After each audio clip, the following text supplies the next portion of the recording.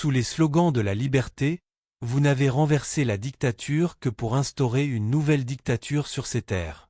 Vous avez renversé les anciennes statues, libérant ainsi de la place pour de nouvelles statues, mais à quoi bon, si sur un champ brûlé, vous n'avez rien créé qui soit digne de respect et d'adoration avec la cruauté d'un lion qui piétine une gazelle traquée, vous avez impitoyablement détruit tout ce que vous adoraviez si servilement auparavant, après quoi vous avez entièrement adopté tous les principes et les pierres angulaires de la gouvernance, dont la résolution était l'un des principaux.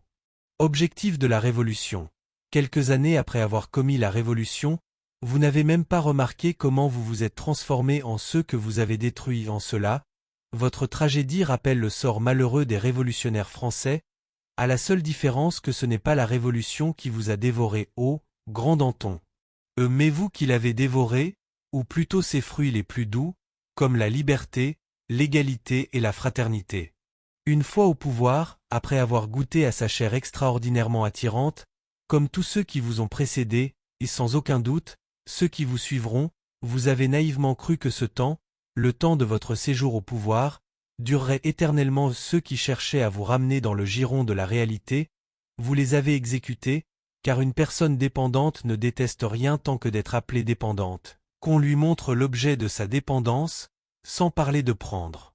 Cet objet de dépendance, vous n'avez jamais pu réaliser que dans notre monde, les dirigeants et les gouvernements ont l'habitude de se succéder, mais que les peuples et les nations restent toujours les mêmes, n'acquérant que des qualités insignifiantes pour leur nature et leur essence, ce qui est tout aussi important, s'en débarrassant.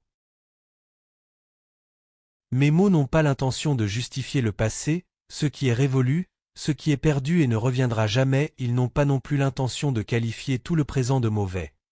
Ils, reconnaissant les vices, tant anciens que présents, ont l'intention d'appeler à la préservation de l'humain dans les profondeurs mêmes où il a sa place, ne pas le faire disparaître de celle-ci et en même temps ne pas le transformer en une froideur de glace.